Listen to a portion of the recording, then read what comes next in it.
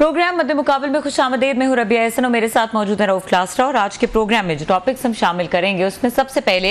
अली अमीन गंडापुर की तकरीर पर माफी मांगने वाले बुज़दिल, बानी पीटीआई का मुज़ाकरात के दरवाजे बंद करने का ऐलान, वजीर आला केपी की तकरीर अवामी जज्बात की तर्जुमानी करार, फैसल वाडा के हवाले से सख्त अल्फाज का इस्तेमाल, लाहौर में हर सूरत जलसा, खान ने जारहाना इनिंग्स का आगाज कर दिया।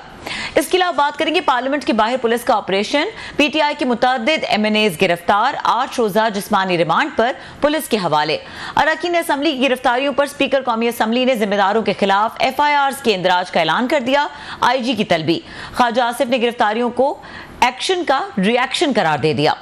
इसके अलावा बात करेंगे वजीर आला गंडापुर की कई घंटों के गायब रहने के बाद ड्रामाई वापसी, पीटीआई ने मुल्क गिर एहतजाज का फैसला कर लिया, नवाज शरीफ ने भी मैदान संभालने की तैयारियां कर ली, चारों सूबों के दौरों का प्लान मुरतब, आगाज बलूचिस्तान से होगा। अहम डिटेल्स इस हवाले से भी आज के प्रोग्राम में शामिल करने की कोशिश करेंगे और हमें ज्वाइन करें डिस्कशन के लिए सीनियर सियासी तज्जियाकार हफीजुल्लाह न्याई साहब, उनको वेलकम करेंगे। अस्सलाम वालेकुम हफीजुल्लाह न्याई साहब। वालेकुम अस्सलाम। अच्छा न्याई साहब, पहले तो स्टार्ट यहाँ से करेंगे कि ये जो जलसा हुआ जिसके बारे में बात हो रही थी, होगा नहीं होगा, आपके भी कुछ इसके बारे में तासुरात थे। इवेंचुअली हमने देखा कि हो गया, बदनज़मी का भी शिकार हुआ, मसले भी रहे, हुकूमत की तरफ से भी रेजिस्टेंस दिखाई गई। इवेंचुअली जो तकरीर की गई अली अमीन गंडापुर की जानिब से, उसके ऊपर काफ़ी उसके देखे कि आफ्टर शॉक्स आए। अब ये जो तकरीर की थी, जो बहुत मुतनाज़ा तकरीर है, जब से ये जलसा हुआ है वही डिस्कस हो रही है। आज फाइनली जो बानी पीटीआई उन्होंने अपनी एंडोर्समेंट दी है, जो भी कहा है अली अमीन गंडापुर ने, उसके हवाले से ये किस तरफ जा रहे हैं हालात, कैसे देख रहे हैं इसको? हालात तो जी बहुत बहुत शुक्रिया। पहले तो हालात तो मेरा ख्याल में एक ही तरफ जा रहे, डगर की तरफ के बैड टू वर्स।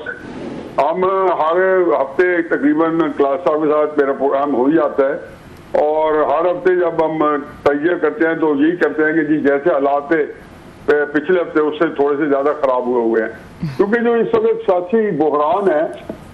उसका तो हल कहीं से ही नहीं निकल रहा। उसमें कौन जीतता है कौन हारता है उससे थोड़ा बाला बाला और कतई नजर सियासी बुरान का हल नहीं निकल रहा, पहली बात। दूसरी बात यह कि जलसा जो था इसके दो हिस्से कर लें। जो हुकूमत ने उसके खिलाफ जो एक बड़ा स्ट्रॉन्ग जो स्टैंड लिया, या उसके हुकूमत के पीछे अपोजिशन ने डेफिनेटली लिया होगा, तो उसमें एक तो यह कि जी उन्होंने टाइम उनको 7 बजे कहा था, 9 बजे किया, तकारीर जो है बड़ी अग्रेसिव थी। और दूसरी बात यह है कि इस रियासत के खिलाफ तकारीर थी, या बहुत ऐसी तकारीर थी जो कि जिनको जैसे बहुत ज्यादा इदारों के अंदर इस्तेमाल किया होगा। तो पहली बात तो यह कि जलसों के देश में हो जाती है। ये हम भी कुछ 50 जब किसी जमाने में स्टूडेंट एक्टिविस्ट थे तब भी जलसे करते थे, तो हमें 20-22 शराइत जो थी वो साइन करना होती थी, लेकिन उसमें से बहुत सारी शराइत ऐसी होती थी कि उसे दरगुजर किया जाता था। अगर जलसा 7 बजे खत्म नहीं हुआ और 8:30, 8 या 9 बजे भी हो गया तो मेरा नहीं ख्याल क़यामत टूट पड़ी है, और इतनी गुंजाइश होनी चाहिए। सियासी तकरीरें हमेशा अग्रेसिव होंगी, अगर नहीं होंगी तो अपने ही लोगों से उनको लान तान होगी। लेकिन जो दूसरा पार्ट है कि जिसमें उन्होंने रियासत के अगेंस्ट एक ऐसी तकारीर की, जो खसूसन 3 तकारीर, इमरान सईद की, अली अमीन की, या एक और साहब है उनकी, मेरा ख्याल है कि उस तकरीर के बाद ये तकरीबन उस तरह तो जलाओ गिराव वाला हिसाब तो नहीं था 9 मई वाला, लेकिन समझे कि जबानी कलामी ये उससे ज्यादा घिनौना था। और उसके बाद ये तयशुदा था कि एक बहुत बड़ा क्रैकडाउन होगा, क्योंकि रियासत ऐसे मौके पे अगर खामोश हो जाए तो समझें कि रियासत का अपना ही जो है वो जो बहुत जो खुद उसकी जो रिट ऑफ द गवर्नमेंट है वो कहीं पे रहती नहीं है और वो बिल्कुल मार्जिनाइज हो जाती है। प्लस जलसा अलबत्ता मेरे ख्याल में वो तहरीक इंसाफ को कमजोर कर गया है। और तो मुस्लिम नून की हुकूमत है, वैसे तो ज़ाहिर है कि वो एक सेकेंडरी है, उसको भी थोड़ा तकड़ा कर गया, लेकिन एस्टेब्लिशमेंट को भी 9 मई की तरह ये फिर दोबारा बहुत ही स्ट्रेंथन कर गया है। बाकी ये कि अली अमीन गंडापुर की तकरीर जो है, अगर उन्होंने कोई प्रोटोकॉल बताए गए थे और उन्होंने उनको तजावज किया है तो उसका भी हल हो चुका होगा। और अगर उन्होंने उनसे करवाया ये काम ये है कि आप ऐसा काम करें कि जिसके लिए इमरान खान साहब के लिए मुस्तकबिल में मुश्किलात बढ़े और उनको ऐसी टेंशन या इतना तनाव या इतने टकराव की कैफियत जो है उसको किसी तरीके से चार चांद लगाएं या उसको अलाव के अंदर मजीद उसके अंदर तेल फेंके और मजीद भड़काएं, तो उस लिहाज से अली अमीन गंडापुर की तकरीर दोनों एंगल से मैं देखूं क्या एस्टैब्लिशमेंट के दिए हुए स्क्रिप्ट के मुताबिक की है, तो भी मेरा ख्याल है कि उसे तहरीक इंसाफ का बेड़ा गर्क कर दिया, सत्यानाश कर दिया। और अगर तहरीक इंसाफ उन्होंने उससे तजावुज़ किया है या अपने तौर पर उन्होंने सोचा कि यहाँ पे थोड़ी सी मैं एक जो है जरा अपने आप को बतली हुरियत साबित करूं, तो बतले हुरियत तो बदली साबित होंगे ही होंगे। कल रात मेरा ख्याल है 8 घंटे जो है, पता आपको ये भी इसको भी शायद डिस्कस करेंगे तो मैं कमेंट देता जाऊं। तो कल ये जो 8 घंटे एक नुक्ता जी बिल्कुल इस पे आते हैं, एक नुक्ता जो आपने यहाँ पे कहा, आपने पहले भी ये बात की थी कि जो कॉम्प्रोमाइज्ड है पीटीआई का जो भी इस वक्त जो मेंबर है या लीडर है वो बाहर है, वो सब कॉम्प्रोमाइज्ड है, एस्टैब्लिशमेंट के साथ ताल्लुक उनका है। ये इबाम अभी तक मौजूद था जब तक बानी पीटीआई की एंडोर्समेंट नहीं आई थी अली अमीन गंडापुर की तकरीर के हवाले से, लेकिन अब ये इबाम मौजूद नहीं है। इसका मतलब उन्होंने पार्टी लाइन को या जो खासतौर पर बानी पीटीआई सोचे उसको फॉलो किया है। सो अभी भी आपको लगता है कि अली अमीन गंडापुर ने किसी और के स्क्रिप्ट पे बात की है या उन्होंने बानी पीटीआई को ही फॉलो किया है? दोनों चीज अलग करें। इमरान खान तो जो है ना उसके अंदर सूरत हाल है कि वो उनको मार्जिन देना पड़ेगा कि वो पॉलिटिकली वो बिल्कुल आइसोलेटेड है और वो सारे फैसले अपनी अकल के ऊपर कर रहे हैं। और एक सियासत एक ऐसा फील्ड है जिनकी समझ बूझ जो है ना होने के बराबर है। और वो मैं हमेशा आपको आपके प्रोग्राम में दोहरा चुका हूँ, कई दर्जनों दफा अपने कॉलम में दोहरा चुका हूँ, दोबारा दोहरा देता हूँ कि वो 25 अप्रैल 1996 से लेके आज की तारीख तक इमरान खान साहब जो है उन्होंने एक भी सियासी फैसला नहीं किया जिसमें वो खुद उनको दामद नहीं हो या शर्मसारी ना हुई हो या जिसकी वो वजाहत उन्होंने बाद में ना की हो। चुनाचे और इस हालात में उस वक्त उनको कोई ना कोई मदद भी दरकार होती थी, कोई एस्टेब्लिशमेंट की, कभी कभी कुछ साथियों की। आज जेल में बिल्कुल ही ऑन हिज ओन, उनके पास सियासी जो कोई तदबीर बनाने के लिए, हिकमत अमली बनाने के लिए कोई बंदा उनके साथ नहीं है। लेकिन उसमें एक बात जो मैं अली अमीन गंडापुर साहब के बारे में वो मेरे ख्याल में करता जाऊं क्योंकि वो एक ही फिक्र की बात है कि जो 8 घंटे रहे हैं ये भी ज़हन में रखें कि ये 8 घंटे उनका सॉफ्टवेयर अच्छी तरह अपडेट हुआ है। अब मुझे तो बातों में नहीं पता, मैं तो सिर्फ सूरत को देखता हूँ और मेरा ख्याल है कि जिन लोगों ने उनको 8 घंटे रखा है वो फिर अली अमीन गंडापुर मेरा ख्याल है कि कई महीने जो है वो अब फिर उसी तरह डिसिप्लिन रहेंगे जैसे उन्हें हल्फ उठाने के बाद कई महीने वो शहबाज शरीफ साहब से मुलाकातें करते पाए गए थे। तो इसलिए इमरान खान साहब जो है वो अली अमीन गंडापुर के बिहाफ पे कुछ दें या कोई और बयान दें, उसकी जो इफेक्टिवनेस वो नहीं हो सकेगी जी। वो बिल्कुल ही मेरा नहीं ख्याल कि इमरान खान साहब जो है इस वक्त सियासी तौर पे उनके पास कोई लॉन्चिंग पैड है या ग्राउंड है। आपके पास लगता है कुछ अंदर की खबरें हैं, आपने एक लाइन में वो उसको वो क्या कहते हैं समेट दिया। आपने कहा जी 8 घंटे तक उनका ये सॉफ्टवेयर जो अपडेट किया गया, इसको ज़रा एक्सप्लेन करेंगे कि सॉफ्टवेयर अपडेट करने से आपकी क्या मुराद है? 8 घंटे उन्हें कुछ बैठ के डिलाग्स किया गया, कुछ उन्हें कुछ बताया गया, समझाया गया या कोई मतलब क्या हुआ सर? What happened? अगर आपके पास कोई ऐसी इन्फॉर्मेशन है तो मुझे दोबारा दोहराएं। मेरे ख्याल मैं भी बोल रहा था, अभी बोल, मुझे समझ नहीं आपकी बात। मैं सर कह रहा था अभी आपने जो बात की है उनकी गंडापुर साहब के कि 8 घंटे तक उनका सॉफ्टवेयर अपडेट होता रहा, तो इससे लगता है कि आपके पास अंदर की खबरें, आपको टाइम का भी पता है कितने घंटे उनकी ये कस्टडी में रहे हैं या डिटेंशन में रहे हैं या बातचीत होती है, जिस पे बहुत सारे लोग एतराज़ात भी करते हैं कि एक ऐसा मुल्क बना दिया कि एक सूबे का वज़ीर आला जो है उसको कोई लोग हैं उसको पकड़ लें, बिठा दें और वो गायब हो जाए, उसका पता भी ना हो। मतलब that's another side of the story कि जनाब कि ये जो कुछ भी हुआ है तो जमहूरियत के लिए या लोगों के लिए ठीक नहीं हुआ कि एक चीफ मिनिस्टर को आपने उठा लिया इस तरीके से 8 घंटे। लेकिन लगता ही है कि आपके पास कोई ना कोई अंदर की खबर है। क्या सर 8 घंटे होता रहा? कुछ अपडेट करेंगे सर इस सॉफ्टवेयर के बारे में? देखिए जी, मैं हकीकत है कि जो भी सुन रहे होंगे जिन्होंने फर्ज के 8 घंटे रखा है उनके भी इल्म में होगा और उनके इर्द गिर्द की जो सिस्टम उनको पता होगा कि मुझे बिल्कुल मेरा किसी से रास्ता नहीं है। यकीन आई विश कि मुझे भी कोई थोड़ा बता दिया करे। मेरा अपना अंदाजा है कि 8 घंटे अगो रहे हैं तो वो शेर शी साहब की तरह 8 घंटे वाला चिल्ला नहीं कर रहे थे। या वो जो वहां पे कोई इस तरह का कोई नहीं कर रहे होंगे। जाहिर है कि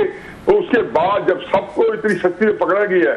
तो वो भी पकड़ा इसलिए गया है कि असल में कवर के अंदर अमीर गंडापुर के ऊपर उन्होंने कोई एक ऑपरेशन करना होगा और वो कर भी दिया होगा और उसके अंदर वो जो है जो कुछ हुआ होगा या नहीं होगा, मेरे नहीं ख्याल को प्लेजेंट तरीके से कर गया होगा, चाहे वो जबानी कलामी हो या कोई और हो। आपको लगता नहीं है सर, आप क्योंकि वही वाली बात हम बार बार दोहराते हैं just for the sake of record कि खान साहब को बड़ा करीब से उनका जहन भी समझते हैं, बाकी चीज़ें मतलब गंडापुर साहब की लट में भी डेवल्स एडवोकेट, पता नहीं क्यों मेरे ऊपर आजकल बुखार चढ़ा हुआ है गंडापुर साहब का एडवोकेट बनने का, कि एक साइड पे मतलब गंडापुर साहब में कि एस्टेब्लिशमेंट का दबाव है, वो डिटेन कर लेते हैं या वट एवर जो कुछ भी होता है सॉफ्टवेयर अपडेट होता है, दूसरी तरफ से खान साहब का दबाव है। उन्होंने आज कह दिया कि हाँ जी मैंने गंडापुर साहब को कहा ये बातें करें, उन्होंने कहा अब गंडापुर साहब के पास एक ही ऑप्शन है कि जो कि मतलब नो ऑप्शन है कि वो सियासत छोड़ दें, कि उनको मतलब एस्टेब्लिशमेंट भी दबा रही है, खान साहब भी दबा रहे हैं, और क्योंकि उन्होंने वज़ीर आला रहना है, उनके पास ख्वाहिशें हैं, मतलब हवस से जहाँ है, तो को क्या करे, वो पॉलिटिक्स छोड़ दे, वो ना फौज को रजिस्ट कर सकता है ना वो खान साहब को रजिस्ट कर सकता है, और वज़ीर आला भी रहना है आपने, तो क्या करे सर वो बेचारा ये गंडापुर में मेरे ख्याल में गंडापुर की पोजीशन भी कोई थोड़ी सी जलफैज जितनी मिलती जुलती है। अच्छा, कि वो इमरान खान साहब को भी उन्हें खुश करना है, और जब मैं जनरल बाजवा के वक्त से जनरल फैसली कह रहा हूँ, और जनरल बाजवा को भी खुश करना है। यही हाल अमीन गंडापुर की है कि खान साहब को भी उनको उनके नजदीक उनकी वजह से उनको चीफ मिनिस्टरशिप है, और मेरा ख्याल है कि उतनी चीफ मिनिस्टरशिप का जो रीजन देते है या जो वजह वजूद है वो एस्टेब्लिशमेंट भी है, तो वो एक कश्मकश में गुजारेंगे और छोड़ भी इसलिए नहीं सकते कि ये इसके अंदर सारी चॉइसेस अपनी नहीं होती कि जी अब मैं छोड़ दूंगा या नहीं चलूंगा। अब इनको बस इसी शराइत में काम करना पड़ेगा, और बड़ी एक मुझे एक बात करेंगे फिर ट्रेन से निकल आ जाएगा सर। देखें इस वक्त एस्टेब्लिशमेंट को ये बात यकीन हो गई है, ये ज्यादा खतरनाक है कि उनका जो परसेप्शन मैनेजमेंट है आम पब्लिक में, वो चाहे कितना सच बोले, वो जो अगर जो उनके इमेज के बारे में पब्लिक के अंदर जो एक थोड़ा सा जो एक है रद्द अमल है वो डाइल्यूट नहीं हो सकता। जब तो ये एक खतरनाक चीज है कि एस्टेब्लिशमेंट में ये पता चल गया कि उनका परसेप्शन मैनेजमेंट है वो जो है वो उनसे नहीं हो पा रही, या वो करना भी चाहे तो उसको कोई असर जो है नहीं होता, जो उसका असर नहीं पड़ता, तो उसमें यह है कि वो फिर एक ही चीज कर सकते हैं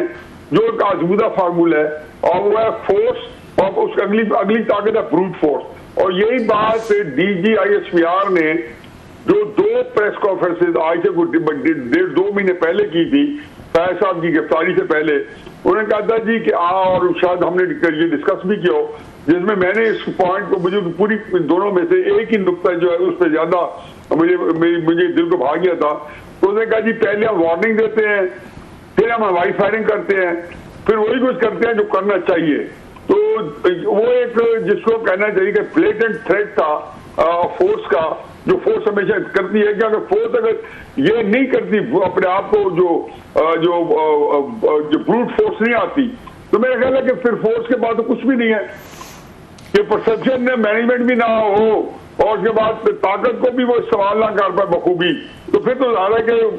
बिल्कुल ही वो नैदर के रहे नौदर के। सर ये बताएं कि इमरान खान साहब जब आज ये कहते हैं, बड़ी सख्त गुफ्तगू की है उन्होंने, मतलब वहाँ पर आप तो वो भी सीधे हो गए, पहले भी हो गए थे, आज कुछ ज़्यादा ही हुए हैं, जब उन्होंने इनको गंडापुर साहब को कहा है कि ये सारी बातें कह दें,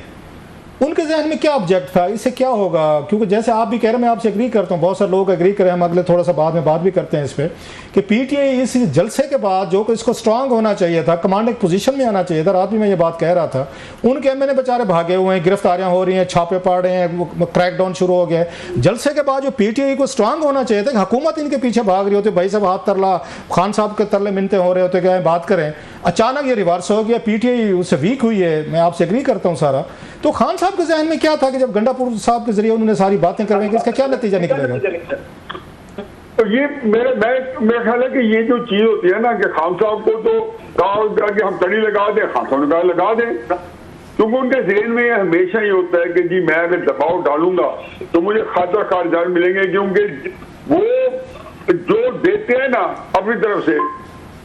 तो उनका ख्याल होता है कि अब इसका मुझे रिटर्न भी मिलना चाहिए। मतलब अगर तहरीक इंसाफ के अंदर उन्होंने एक ऐसे बंदे को पार्टी प्रेसिडेंट बनाया है जो कि सजेशन के लिए भी को भी कंफर्टेबल है, या उन्होंने असेंबली के अंदर लीडर ऑफ द हाउस से बनाया है, या लीडर ऑफ द अपोजिशन से बनाया है, या केपी का चीफ मिनिस्टर, या कहीं और भी। तो इमरान खान साहब समझते हैं कि अच्छा मैंने तय दिया, तो उनको गुस्सा आ जाता है कि मेरे साथ फिर भी हो सकती है, भाई होती कोई भला नहीं मिला, मुझे फिर भी इलेक्शन का स्पेस ही मिली, भाई नहीं मिलेगी, इससे क्या ताल्लुक है। मैंने कि आपको ये बात एस्टेब्लिशमेंट क्या 70 साल से देख लें कि एस्टेब्लिशमेंट को देने कुछ नहीं आता, इन हालात में आपसे लेंगे और फिर पता नहीं कि वो जो आपको दिया उसका आपको रिटर्न मिले या ना मिले। अब उन्होंने अली अमीन गंडापुर साहब को यही कहा होगा कि आप कह जाओ जो उनका है, और ये हो सकता है सर्जन को भी शूट करता हूँ। मैं तो कल भी एक प्रोग्राम किया है, तो मैंने उनको यही कहा, मैंने कहा जी अली अमीन गंडापुर ने जो बात की है एस्टेब्लिशमेंट को ये चीज भाती है, अगर हो सकता है उनके दिमाग में आता तो वो भी यही कहते, ये हो सकता है उन्होंने ही कह दिया कि मैं क्या अल्लाह जाने कौन बशर है। नहीं, आपकी बातों से मुझे लग रहा है सर जी आप बड़ी अहम और गहरी बात की है इस जो गंडापुर साहब के वाक्य को लेकर आगे चलते हैं। इसमें कौन किसको ट्रैप कर रहा है? क्या फौज जो है या एस्टेब्लिशमेंट जो है वो इतनी स्पेस दे के वो गंडापुर साहब के जरिए खान साहब को ट्रैप कर रही है कि ये मजीद आए और इन पे क्रैक डाउन के मजीद हमें मिले और इनके MNA MPs और इनके वर्कर्स डर जाए भाग जाए बेचारे, या खान साहब उनको ट्रैप कर रहे हैं कि जनाब जब आप किसी सूबे के वज़ीर आला को डिटेन करेंगे, सॉफ्टवेयर अपडेट की बातें होंगी, गायब हो जाएंगे तो पूरी दुनिया में हमारी बदनामी होगी, जमहूरियत मजीद एक्सपोज होगी, ये हुकूमत बदनाम होगी, एस्टेब्लिशमेंट में बहुत सारी उंगलियाँ उठेंगी, ये वीक होंगे। तो हु इज ट्रैपिंग होम? मैं ज़रा थोड़ा कंफ्यूज हूँ सर, इस पे ज़रा क्लियर करें कि फौज इनको ट्रैप कर रही है या ये उसको कर रहे हैं, एस्टेब्लिशमेंट को कर रहे हैं। वो मुझे जो कुछ हो रहा है पिछले 3-4 हफ्तों से और खसूस जनरल फैज अमीर साहब की गिरफ्तारी के बाद एस्टेब्लिशमेंट ये समझती है कि उन्होंने इमरान खान साहब को काबू कर लिया है। वो हमारे फसराए तो शायद वाकई को समझ ना है, आप उसका कोई सलीस उर्दू में तर्जमा कर दे, मधोलना। बिल्ली जब चूहे को देख के फंस गया ना तो उसको खाती नहीं, काफी हद तक मधोलती है, तो खेलती रहती है उसके साथ। अब मुझे नहीं पता कि मधोलने को क्या कहते हैं, अजियत के साथ खेलती रहती है, अजियत दे दे खेलती रहती है। तो ये इमरान खान साहब को सेशन इस वक्त, और ये उनको पता था, मेरा अपना ख्याल है और ये फाइन साइन में है, जलसे के बाद का ख्याल है कि इमरान खान साहब को जो और मैंने ये वो उनको यकीन था कि ये जलसे आप एस्टेब्लिशमेंट के लिए कोई थ्रेट नहीं पैदा कर सकते, चाहिए 50,000 बंदा भी इकट्ठा कर ले। तो सर मेरे जेब में नहीं था, मैं ये आपको कहा था, आपने प्रोग्राम में कहा था जलसा होगा, और खैर हुआ भी इतना बड़ा नहीं है कि वो ग्राउंड ही 10-12 हज़ार का है। और ये सारी के बावजूद जो कुछ है, मेरा अपना ख्याल है कि एस्टेब्लिशमेंट जो है वो इमरान खान साहब को घेर चुकी है। अब किसका घेर चुकी है मुझे उसकी कोई इन्फॉर्मेशन नहीं है। मैं तो जनरल जो जनरल गाइडलाइंस है मैं वो बता रहा हूँ। आप लाहौर में बैठे हो सर, आप लाहौर में बैठे हुए हैं, वहाँ पे बड़े बड़े मशहूर लोग भी हैं, सियासत का मरकज़ भी है, बड़े बड़े जुगादरी गुरु सारे वहीं पे ये मिलते हैं, बैठते हैं, कोई बातचीत गॉसिप से होती रहती है, ड्राइंग रूम में बंदा मिलता रहता है। खान साहब ने कहा जी लाहौर में जलसा हम कर रहे हैं और कहा जी हमें कोई जलसे की ज़रूरत नहीं, हुकूमत रोके तो बाहर निकलो। आपको क्या लगता है लाहौर में लोग बाहर निकलेंगे यहाँ पे जलसे में, जो खान साहब कह रहे हैं कि अब हमने कोई इजाज़तें नहीं लेनी, हम जलसे करेंगे, लोग बाहर हैं? तारीख मुझे बता दें जलसे की, कमेंट मैं दे दूंगा। नहीं, आप क्या करेंगे सर? तारीख जलसे की आप मुझे बता दें, लाहौर वाले की, कमेंट मैं दे दूंगा। अच्छा अभी कोई मेरा ख्याल है, अगर मैं गलत नहीं कह रहा, मैं कोई डेट सुनी नहीं है। 22 सितंबर ऑनवर्ड्स उन्होंने कहा। 22 अक्टूबर की बात करेंगे, सितंबर वो कह रहे हैं 22 सितंबर के बाद का कुछ जलसे की डेट है सर। तेरी जुल्म के साथ होने तक पता नहीं 22 सितंबर से पहले क्या सूरत हाल हो। अभी तो आप जुम्मे की स्ट्राइक देख लें जो खान साहब ने कॉल की हुई है, और इसकी शानदार नाकामी के बाद अब मुझे बताएं कि पिछले से बताया था कि स्ट्राइक नाकाम होगी, क्योंकि ये और इसी से पता चल जाएगा। और इमरान खान साहब को ये जो फैसले करवाए जाते हैं, ये हकीकत है कि अगर सर्जन करवा रही है तो बड़ा ही उनका जो सियासी सोच विचार जो है बहुत अच्छी है। मेरा ख्याल है कि जो मैं समझता हूँ कि उनके पास सियासी अहलियत नहीं है सर्जन के पास, ये तारीख बताती है, लेकिन वो इकरार नहीं है। तो इमरान खान साहब को आज तक अगर 3.5 साल में जब बेपनाह मकबूलियत मिली है, उनको जो कमजोर किया किसने किया है? 25 मई का जो था इस्लामाबाद का धरना, 26 नवंबर का जो था रावलपिंडी का धरना, जेल में तहरीक, और ये 8 फरवरी के बाद इलेक्शन के बाद ये जो आपको उन्होंने 4 या 5 हड़तालें करवाई थी, तो उससे इमरान खान साहब की सियासत को ज़ोक पहुंचा है। अब जुम्मे को हड़ताल नाकाम हो गई तो 22 जलसे क्यों कामयाब होगा? और 22 जलसे जो है उसकी नौबत कभी आती भी है नहीं आती, जिस तेजी से रोजाना हालात तब्दील हो रहे हैं। और कल मैं तो बड़ा हैरान रह गया, ये उन्होंने जो कल फैसल वाडा साहब ने एक वीडियो लीक की है जियो के प्रोग्राम में, आपकी नजर से गुजरी होगी। ये हकीकत है कि उन्होंने सिर्फ एक हल्का सा आपको टेस्ट कराया है, अच्छा, ताकि आपको ये न बता कि चावल की देग जो पक रही है उसका जायका क्या है। ये आपको ना कल चेकअप चखा, एक चावल से खा के। अच्छा सर, आप जब ये कह रहे हैं, और खान साहब का भी मुझे मतलब है उनका एंगर, गुस्सा, वो सारी चीज़ें समझ में आने वाली हैं। जब खान साहब ये कहते हैं, आज उन्होंने उमर अयूब और बैरिस्टर गौहर साहब को भी बड़ी स्नब किया है, नाम तो नहीं लिया जी, कल लोग जो माफ़ी मांग रहे थे गंडापुर साहब की तकरीर में, वो दोनों जेंटलमैन है बेचारे, वो गए सहाफ़ियों के पास गए जो बड़ी सख्त ज़बान की, उन्होंने वजाहतें भी दी, माफ़ी शाफ़ी मांगी। तो खान साहब ने आज उनको भी कह दिया कि जी ऐसे बुज़दिलों की मेरी पार्टी में कोई जगह नहीं है। दूसरी साइड पे हम ये देखते हैं कि उनके MNAs जो थे, उनके साथ जो छापे मारे गए, दैट्स वेरी मतलब है एक तरह का मेरा ख्याल शर्मनाक और इंदे मजम्मत वाला काम किया है यहाँ पे हमारी हुकूमत ने, कि ये पार्लियामेंट लाजेज में घुस गए हैं, पार्लियामेंट में घुस गए हैं, और जाके जिस तरह गिरफ्तारियाँ हुई हैं वो अपनी जगह पे, जिसकी हम सब मजम्मत करते हैं कि इस लेवल पे भी ना जाए। लेकिन दूसरी तरफ जब PTI का वर्कर देखेगा कि गिरफ्तारियों से ये जो MNAs हैं जिन्होंने फ्रंट लाइन पे खड़े होना है, जो फ्रंट के सोल्जर हैं, कमांडर्स हैं, वो छुप रहे हैं, वो गिरफ्तारी से वो डर रहे हैं, तो वो वर्कर बेचारा कैसे आएगा? उसने तो इंस्पिरेशन इनसे लेनी थी, इनसे डिफेंस की, इनसे बहादुरी की, इनसे जुर्रत की, आके खड़े होने की। जो लीडरशिप है वो बेचारी छुप रही है, तो ये कैसे हड़तालें करेंगे, कैसे कन्फेडरेशन करेंगे? खान साहब फिर गुस्से में आते हैं कि बांग्लादेश में तो लोग निकल आए थे, यहाँ पे बंदे नहीं निकल रहे। तो लीडरशिप तो इनके सामने खड़ी नहीं होती सर, उनके साथ जो कुछ हो रहा है जुल्म ज्यादती, उसकी तो मजम्मत करनी चाहिए, लेकिन वो तो सारे के सारे छुप रहे हैं सर, तो ये कैसे चलेगा काम? साहब, मुझे एक छोटा सा जो है ना बचपन का लतीफा याद आता, पता आपके वक्त में था लास्ट ईयर नहीं किया, कोई नौजवान ट्रेन के अंदर बगैर टिकट सफर कर रहा था, तो टिकट चेकर आ गया, तो उसे 100 रकत नमाज नफल नियत कर ली थी। तो तरीके साहब वाले कल मस्जिद में जाके 100 रकत, जो आपकी बात को मैं दोहरा रहा हूँ, दूसरे नाम में कह रहा हूँ कि उनके MNAs MPA जो MNAs और बड़े क्यादत है, वो 100 रकत नमाज नफल करके तहज्जुद पे भी शुरू हो गए कि नादा गिर गए सजदे में जब वक्त क़याम आया। क्या फर्क पड़ता था आगे गिरफ्तारियां देते, लेकिन इससे ये हुआ कि भारत थोड़ा बहुत पार्लियामेंट अंडरमाइन हुई, उसका थोड़ा बहुत पीपल्स पार्टी ने हमेशा की तरह उन्होंने पार्लियामेंट की तकरीम के लिए बड़ी आवाज उठाई,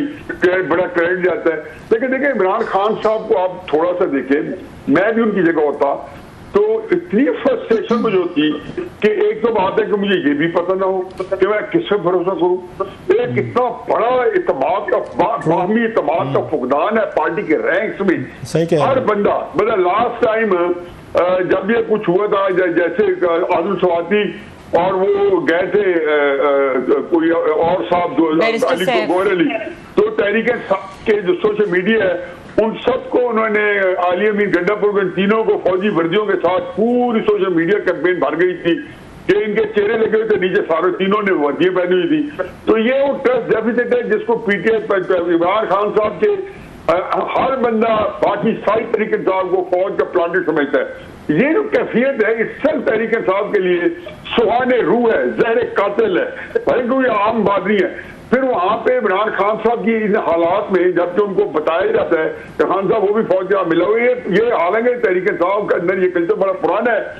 पिछले जब तक मैं था तब भी मुझे अंदाजा के लोग यही कहते थे कि ये फौज ने आपके अंदर जंग छोड़ोगे, और इमरान खान साहब बड़े शक्की मिजाज होते थे और करते भी थे। अब आप मुझे अंदाजा लगाएं कि इस कैफियत में जब मैंने कहा अपने पास भी अकल इतनी ना हो जो कि सियासी हिकमत अमली बना सके, और वो इकट्ठे हुए करे कि मेरे साथ एक सारे धोखा दें, मेरी सारे लोग मेरे लेकिन ये बताएं सर, लास्टली खान साहब के जो यहाँ पे ये हुकूमत ने जिस तरह का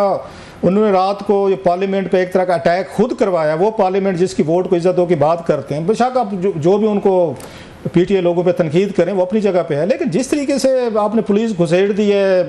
पार्लियामेंट बिल्डिंग में घुसेड़ी है, पार्लियामेंट लाचेज में घुसेड़ी है, तो इससे